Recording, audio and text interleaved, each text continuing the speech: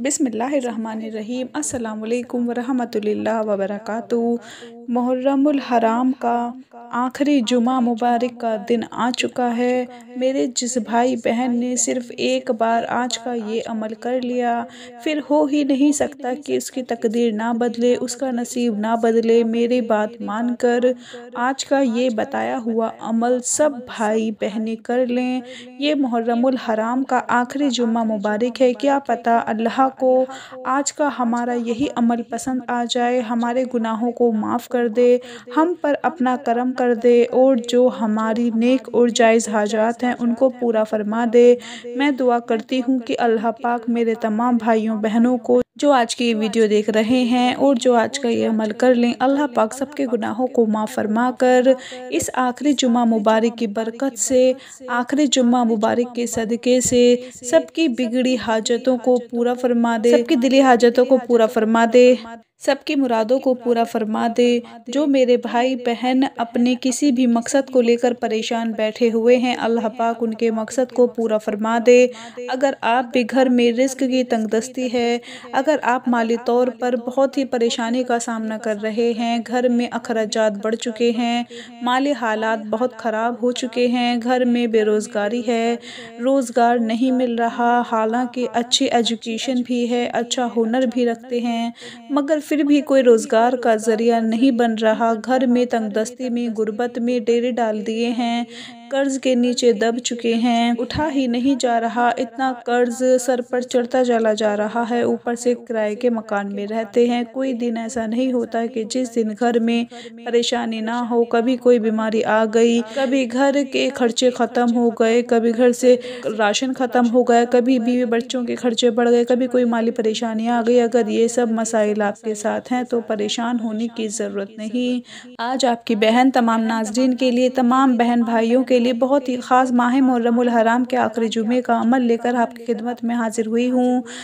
इंशाअल्लाह आज का अमल सिर्फ़ एक बार करना है और एक बार जिस तरीके से करना है वो तरीका सिर्फ़ ये है, वो शर्त सिर्फ़ ये है कि आपकी नीयत साफ़ हो, आपका इरादा साफ़ हो। जो मेरे भाई बहनें कहती हैं कि हम तो बहुत वज़ीफ़े करते हैं, हमारे वज़ीफ़े पता ही नहीं क्यों काम नहीं करते। वज़ीफ़ा या अमल कोई भी हो, उसकी कामयाबी सिर्फ़ दो बातों पर है। पहले नंबर पर कि अल्लाह की ज़ात पर पूरा यकीन और भरोसा होना चाहिए, दूसरे नंबर पर कि हराम की चीज़ों से बचना चाहिए। हराम जो है वो आपकी ज़िंदगी के तमाम नेमतों की लज्जत उड़ा देता है, आप इंसान से जानवर बन जाते हैं। हराम का जो पैसा है या कोई भी चीज़ है हमेशा आपकी भूख बढ़ा देता है, या आपकी नींद में इजाफ़ा करता है, या आपके जिस्म में बदबूएँ पैदा कर देता है, या आपका दिल तंग कर देता है, या आपकी सोच को छोटा कर देता है, ये आपकी नींद को फैला देता है और रूह से सुकून को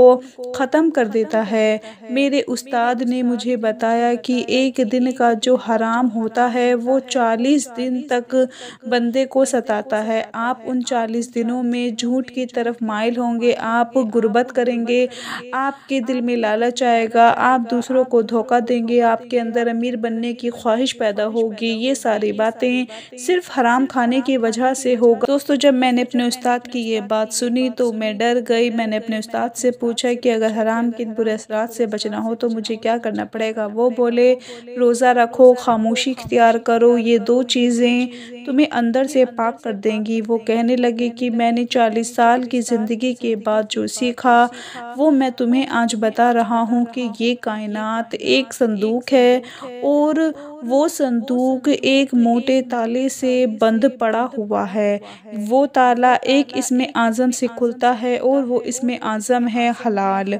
आप ज़िंदगी में हलाल बढ़ाते जाओ, कायनात का संदूक खुलता चला जाएगा, ख़ज़ाने आपके लिए खुलते चले जाएंगे और जिस चीज़ पर हाथ रखोगे वो आपको मिल जाएगी। फिर मैंने अर्ज़ किया कि हराम की पहचान क्या है। वो बोले, دنیا کی ہر وہ چیز جسے دیکھنے، سننے، چکھنے اور چھونے کے بعد آپ کے دل میں لالچ پیدا ہو جائے وہ حرام ہے۔ آپ حرام سے بچ جاؤ، ورنہ یہ آپ کے وجود کو قبرستان بنا دے گا، یہ آپ کو اندر سے اجاڑ دے گا۔ پھر آپ جو مرضی کرتے چلے جاؤ، جتنی مرضی نمازیں پڑھ لو، وظیفے پڑھ لو، تسبیحات پڑھ لو، نوافل پڑھ لو، کچھ بھی اثر نہیں دکھائیں گے۔ آج میں اپنے ان تمام بھائیوں بہنوں کو صرف اتنا کہنا چاہوں گی کہ اللہ کے لیے اپنی زندگی کا معاتمہ کیجیے کہ کہیں ہم حرام تو نہیں کھا رہے کہ جو لگ نہیں رہا، جو ہماری عبادتوں کو خالص نہیں کر رہا، جو ہمارے وظائف کو قبول نہیں ہونے دیتا، جو ہماری دعاؤں کو قبول نہیں ہونے دیتا۔ ایک بار یہ ضرور سوچیں، آج آپ نے یہ عمل صرف ایک مرتبہ کرنا ہے اور ایک مرتبہ اس عمل میں کیا کرنا ہے وہ غور سے سن لیں کہ پاک صاف ہو کر، باوضو ہو کر آپ لوگوں نے ایک سجدہ کرنا ہے۔ محرم الحرام کا یہ آخری جمعہ مبارک ہے اور اس مہینے کی شان ہی یہی ہے کہ پیارے امام حسین علیہ السلام نبی پاک کی آل نے سجدے میں سر جھکا کر اللہ کی راہ میں قربان ہو گئے، دین اسلام کی خاطر اپنے جانوں کا نذرانہ پیش کر دیا۔ آج آپ لوگوں نے اس عمل میں ایک سجدہ کرنا ہے اور اس سجدے میں آپ نے یہ عمل پڑھنا ہے جو میں آپ کو بتانے جا رہی ہوں کہ جب آپ سجدے میں سر رکھیں تو سر رکھ کر آپ نے 72 مرتبہ 72 ٹائمز 72 مرتبہ آپ لوگوں نے سجدے میں سر رکھ کر یہ پڑھنا ہے، استغفر اللہ یا اللہ یا اللہ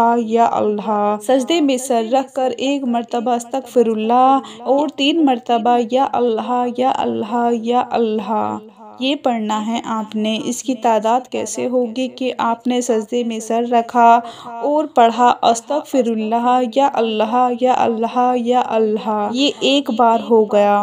پھر دوسری بار آپ نے استغفر اللہ یا اللہ یا اللہ یا اللہ، یہ 2 بار ہو گیا۔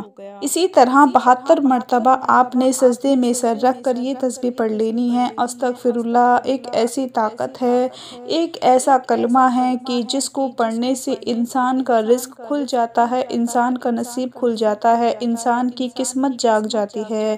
72 مرتبہ پڑھنا ہے۔ کربلا میں جن مسلمانوں نے اپنی شہادتوں کا، اپنی جانوں کا نذرانہ پیش کیا وہ 72 تھے۔ بہت سی کتابوں میں 72 کی تعداد بتائی گئی ہے۔